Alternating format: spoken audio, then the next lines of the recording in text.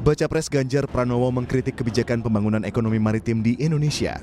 Ganjar menilai tidak ada perubahan signifikan dalam sektor ekonomi maritim selama 10 tahun terakhir. Ganjar menilai pembangunan infrastruktur seperti tol laut tidak sejalan dengan pembangunan SDM warga lokal. Sehingga jika dibiarkan, maka warga lokal berisiko hanya jadi penonton tanpa daya saing. Sudah banyak ya, tapi kan orang bicara udah disiapkan umpama tol laut, tinggal kita optimalkan saja. Terus kemudian daerah Indonesia Timur punya potensi garam, ikan yang bagus. Saya kira di sana mesti ada pabriknya juga. Di sana mesti ada infrastrukturnya juga. Apakah itu pelabuhan, cold storage gitu ya. Sehingga kemudian tumbuhlah ekonomi yang berkembang di wilayah Indonesia Timur atau di wilayah kelautan yang kita miliki, dan kemudian kita mesti menyiapkan SDM-nya. Banyak tadi yang bertanya, tapi prakteknya kan enggak. Ya kan kita enggak menyiapkan SDM-nya. Kita hanya investasi saja, akhirnya orang datang dari luar dan itu menimbulkan persoalan-persoalan sosial. Sebelumnya, bakal calon Presiden Ganjar Pranowo menanggapi pernyataan Presiden Joko Widodo soal kondisi politik saat ini yang dinilainya terlalu banyak drama dan bukan adu gagasan. Ganjar Pranowo mengamini ide adu gagasan untuk mewarnai pertarungan demokrasi. Namun Ganjar mengingatkan, dalam berdemokrasi juga harus menggunakan cara yang benar. Semua orang bisa berkomentar apapun dan saya lebih suka dengan gagasan. Saya setuju dengan politik gagasan, maka demokrasi mesti kita dudukkan dalam porsinya sehingga cara-cara yang kira-kira tidak pas ya jangan dipakai. Sehingga semua punya situasi yang semua punya sikap yang sama, punya lapangan yang fair, sehingga gagasan-gagasan itu bisa disampaikan. Dan kita harus jujur. Terima kasih. Presiden Joko Widodo mengatakan kondisi politik tanah air menjelang pemilu 2024 terlalu banyak drama. Padahal, menurut Jokowi, pertarungan pilpres harus diisi dengan gagasan dan ide, bukan adu perasaan. Pernyataan ini disampaikan Presiden Jokowi saat sambutan di acara HUT Partai Golkar. Karena saya melihat akhir-akhir ini yang kita lihat adalah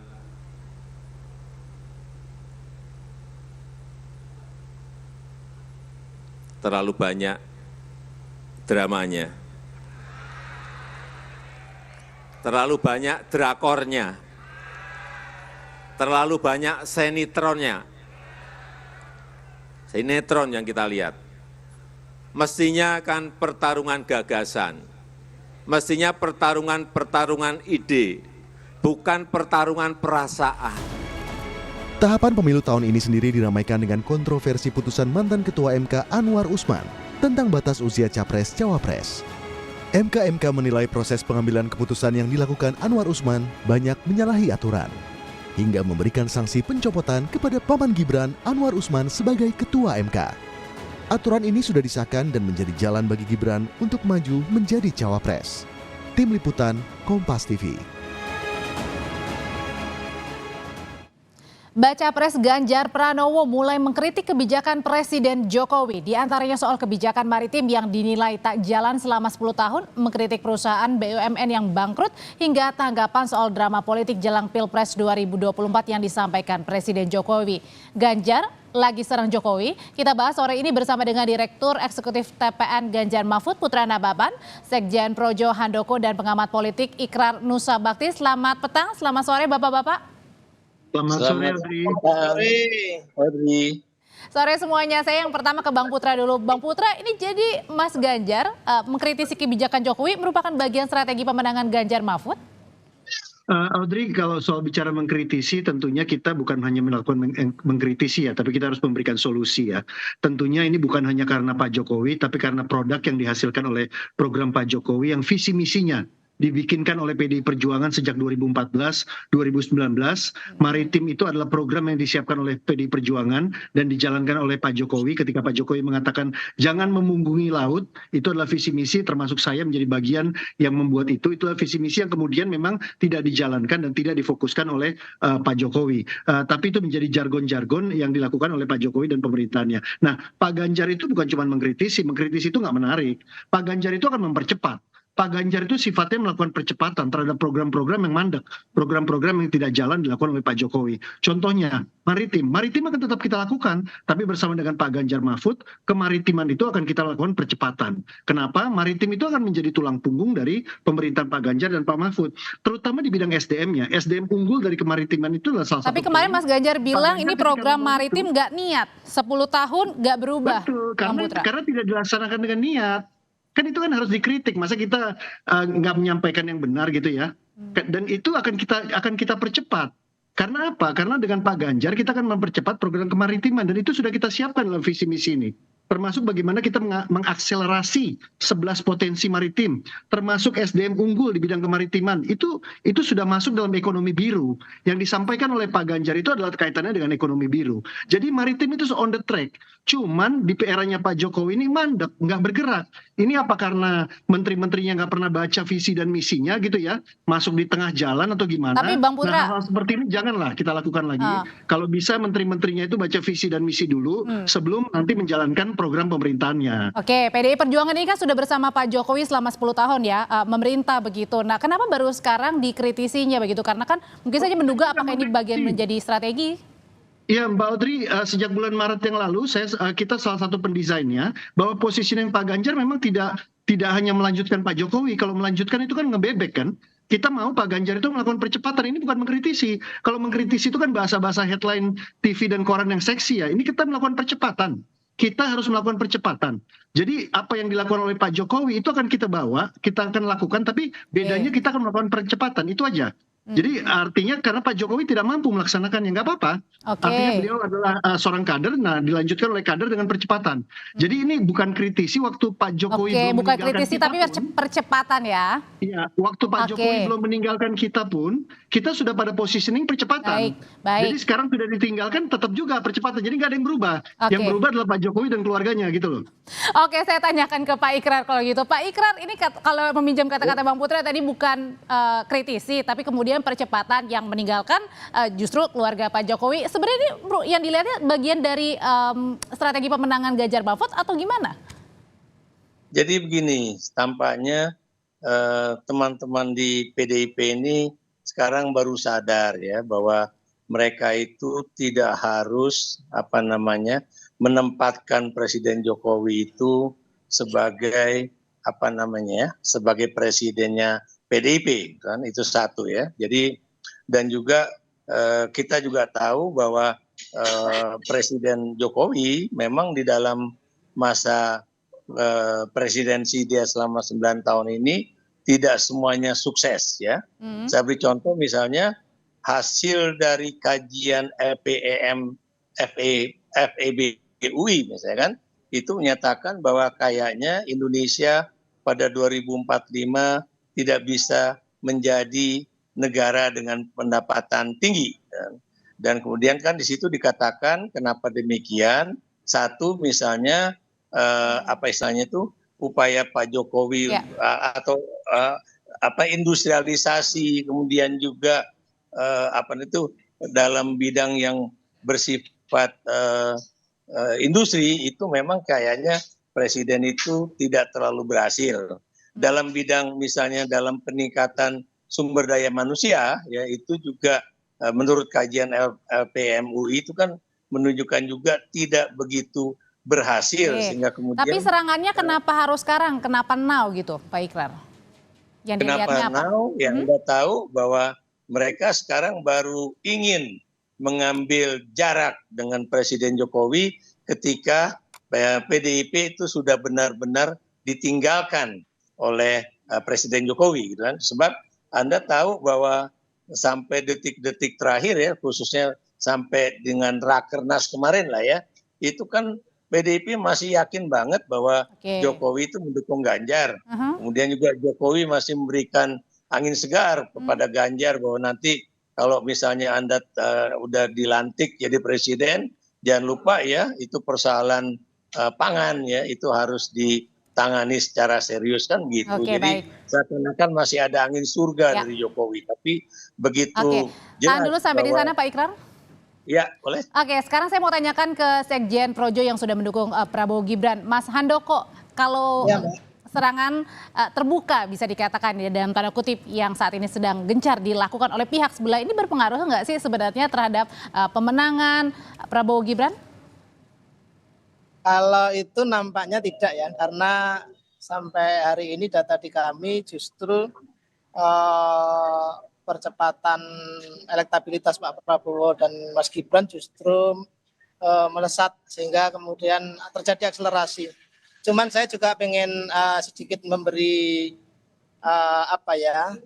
gambaran tadi seperti yang disampaikan oleh Mas Ganjar itu memang saya pikir terlalu menafikan ketika disampaikan bahwa tidak ada niat untuk melakukan pembangunan di sektor maritim karena fakta-fakta di lapangan tidak mendukung pernyataan itu bahwa terjadi lonjakan jumlah pelabuhan, terjadi peningkatan ekspor hasil perikanan. Itu adalah fakta-fakta sehingga kalau kemudian dikatakan tidak ada niat, bahkan selama ini di kabinet Pak Jokowi lah ada kementerian koordinator yang namanya Kementerian Maritim begitu. Jadi tetapi saya juga mau sampaikan bahwa membangun sektor maritim tentu tidak bisa kita anggap sebuah pekerjaan ringan yang bisa simsalabim dalam waktu sekejap kemudian segalanya berubah. Tantangan di sektor itu banyak sekali. Baik. Jadi yang saya herankan kenapa justru kemudian pernyataannya itu menjadi nggak niat. Meskipun tadi Mas Putra Nababan menyatakan bahwa sebenarnya yang dimaksud adalah percepatan. Ya kan? Ini beda sekali. Beda sekali nggak niat sama kemudian melakukan percepatan. Kalau percepatan artinya memang selama ini pembangunan sudah dijalankan. Percepatan lebih bisa pahami begitu. Ya, kalau gitu pertanyaan elektabilitas saya pikir nggak terlalu masalah karena itu tadi Mbak data-data di kami pasangan Prabowo Gibran ini melaju dengan cukup kencang. Jadi nggak ngefek ya buat Prabowo Gibran ya dengan serangan ini ya. Oke, kalau gitu pertanyaan selanjutnya adalah apakah akan mempengaruhi elektabilitas bagi Ganjar Mahfud terhadap serangan-serangan yang coba dilakukan kepada kubu sebelah atau terutama kepada Presiden Jokowi usai jeda nanti akan dijawab oleh bapak-bapak, tetaplah di Kompas Petang. Hasil survei terbaru Poltreking menempatkan Prabowo Subianto unggul elektabilitasnya dibanding Ganjar Pranowo dan Anies Baswedan. Prabowo Gibran, Raka Buming Raka saudara juga unggul atas dua pasangan capres dan cawapres lainnya.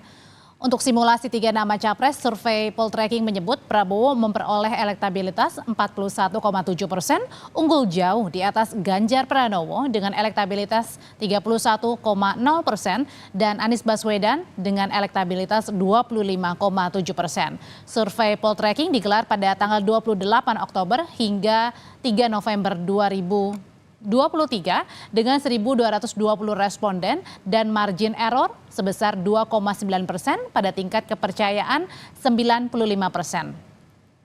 Berikutnya untuk simulasi 3 pasangan capres-cawapres, survei Poltreking mengunggulkan pasangan Prabowo Subianto Gibran Raka Buming dengan elektabilitas 40,2%, sementara pasangan Ganjar Pranowo Mahfud MD memperoleh elektabilitas 30,1% dan pasangan Anies Baswedan Muhaimin Iskandar meraih elektabilitas 24,4%.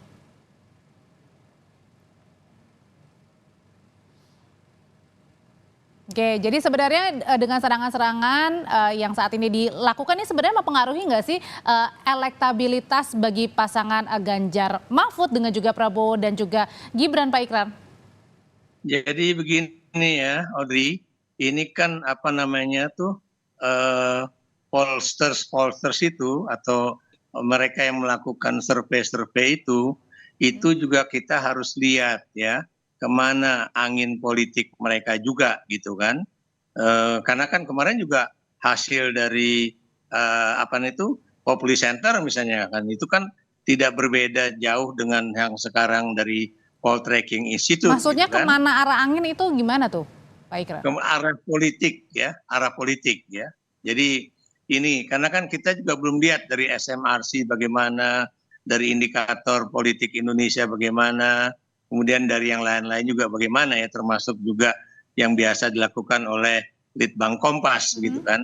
Kenapa saya katakan begitu ya? Karena saya terus terang mengkhawatirkan kalau kemudian survei-survei ini memang ditujukan untuk kemudian meningkatkan angka elektabilitas dari Prabowo dan Gibran itu supaya ya dugaan bahwa mereka itu akan bisa mencapai 51% dalam satu putaran itu mendapatkan pembenaran ya. Jadi mendapatkan pembenaran politik ya. Kenapa saya menduga begitu ya? Sebab kalau dari akal sehat saya saja ya, dengan adanya keputusan dari MK kemarin saja itu harusnya pasti ada penurunan perolehan suara dari Prabowo dan Gibran gitu kan.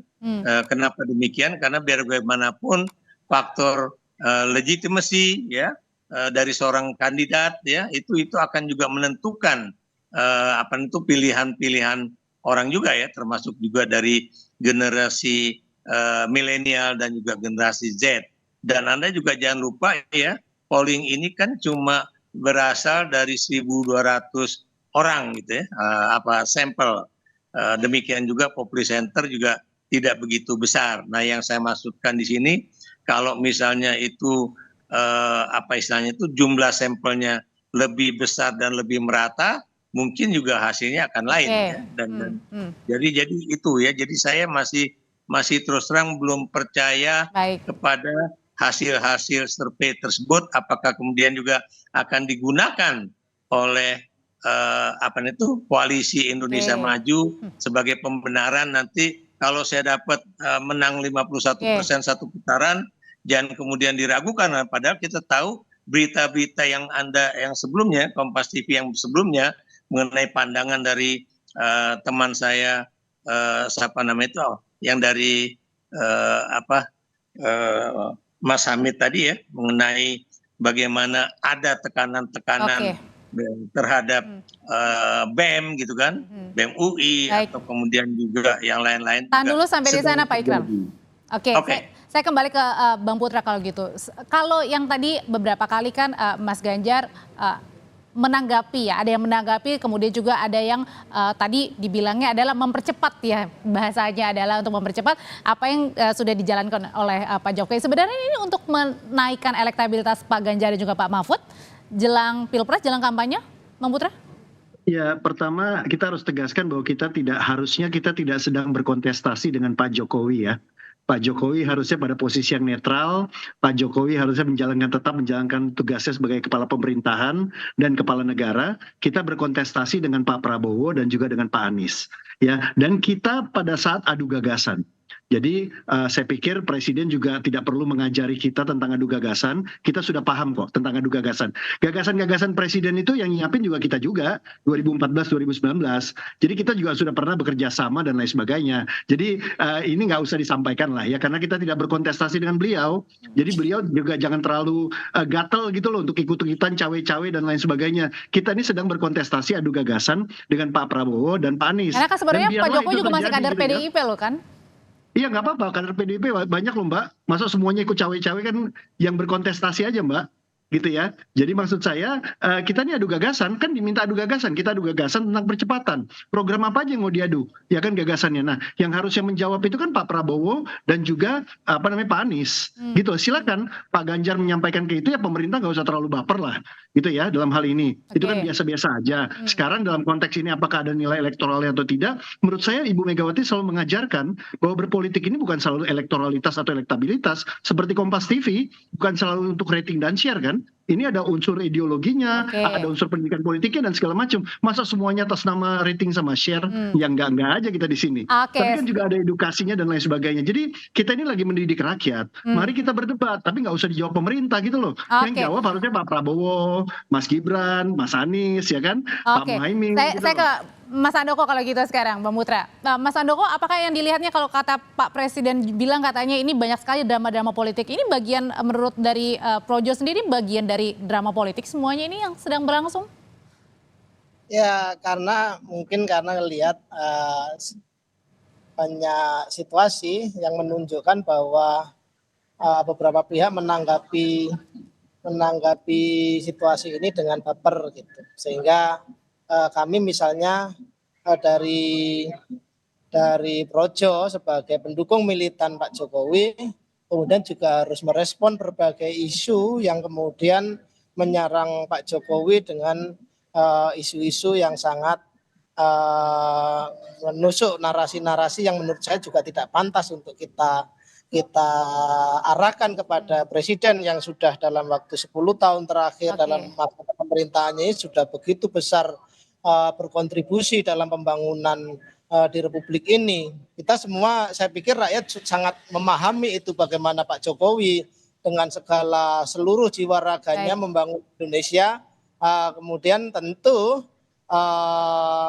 sangat tidak fair kalau kemudian serangan-serangan, ini mungkin juga merespon Mas Budi tadi, ternyata serangan-serangan justru diarahkan kepada Pak Jokowi. Kita melihat itu di lapangan, tentu ini juga sesuatu yang mungkin dianggap sebagai baper dan segala macam. Sudah kita tangkap, terima kasih Mas Handoko, terima kasih Pak Ikrar, terima kasih Bang Putra, sehat selalu semuanya Bapak-Bapak. Ya, terima kasih.